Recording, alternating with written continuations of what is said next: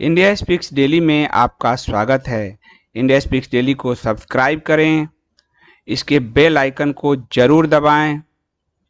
Join button के जरिए आप इसकी सदस्यता जरूर लें और यदि इसका कंटेंट आपको गुणवत्तापूर्ण लगता है तो आप 100 रुपीज़ पर मंथ का सब्सक्रिप्शन जरूर पे करें। पुनीत साहा जी, बहुत बहुत धन्यवाद सुपर चैट के लिए। भारतीय शासन व्यवस्था की सबसे बड़ी कमजोरी वर्तमान भारतीय न्याय व्यवस्था है, जो किसी भी विवाद को सुलझाने के बजाय उलझाने में ज्यादा सहयोग करती है। मैं इनकी बात से बहुत सहमत हूं। आज सुप्रीम कोर्ट बहस सुन रही है मुख्तार अंसारी के लिए, और आपको बड़ा आश्चर्य होगा। राफेल के प्रोसीजर बताइए। और आपको पता है अभी जो दो दो हमारे टीका बने हैं, तो दुनिया तो आश्चर्यचकित है कि टीका भारत में कैसे बन गए। तो टीका का प्रोसीजर क्या है वो भी बताइए। हाई कोर्ट पूछ रहा है, किसको दोगे भाई आप लोग? ये किस तरह की न्याय व्यवस्था, ब्रिटेन प्रणाली की न्याय व्यवस्था है। भारत की न्याय व्यवस्था भी मैं आपको प्राचीन समझाऊंगा किसी वीडियो में। ये ब्रिटेन प्रणाली की न्याय व्यवस्था इन्होंने अपनाया है, और देश हमारा आप कुछ हैं, ऊपर से वस्त्र कुछ और पहन लो तो दिखोगे जोकर ही। वो जोकर व्यवस्था बना के रख दिया गया, यही बात है। और इसीलिए आप देखिए कि पोस्टर लगे हैं जब क्रिमिनलों के, अपराधियों के, तो उसको हटाने के लिए सुबह न्यायालय बैठ जाती है। बरबरा राव जैसे शहरी नक्सली के लिए सुबह सुबह बैठ जाती है अदालत। सुबह सुबह पता चलता है कि महोदय का जो जज साहब है, उनकी पत्नी जो है बरबरा राव के साथ एनजीओ में एक्टिविज्म कर रहे हैं, इसलिए उसको बचाने के लिए बैठ जाते हैं। तो ये जो व्यवस्था है, ये ब्रिटेन की व्यवस्था है, जो दूषित व्यवस्था है, जो करप्ट व्यवस्था है। निधि जी ने मृत्युंजय जी का धन्यवाद कहा है, बहुत बहुत धन्यवाद निधि जी। बहुत सम्मानित हमारे श्रोता, दर्शक, रीडर हैं, उनका आशीर्वाद रहता है, तो उनकी तरफ से बहुत बहुत धन्यवाद।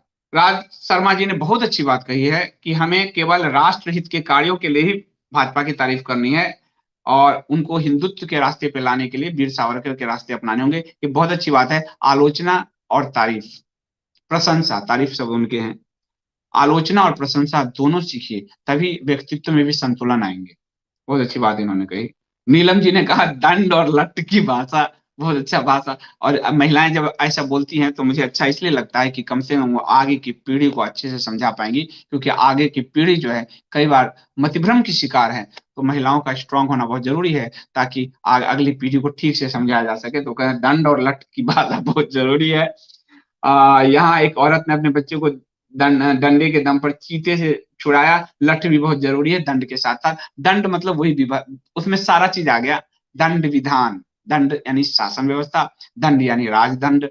उसमें कहा ना ये त्रिवर्ग है।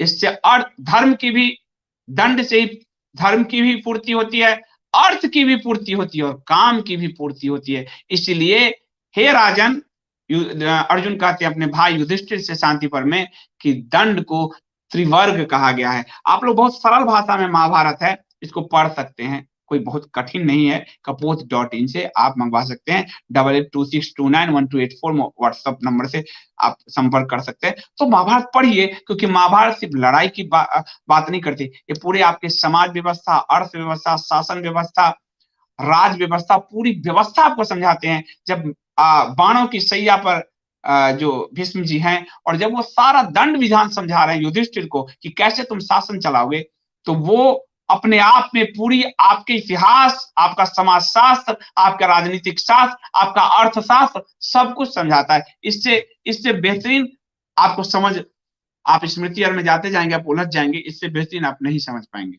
नरेंद्र जी कह रहे हैं भारतीय न्यायपालिका में भाई भतीजा वाली प्रणाली कब तक रहेगी? जब तक ये कोलोजियम सिस्टम जो है वो चलता रहेगा, तब तक ये चलता रहेगा।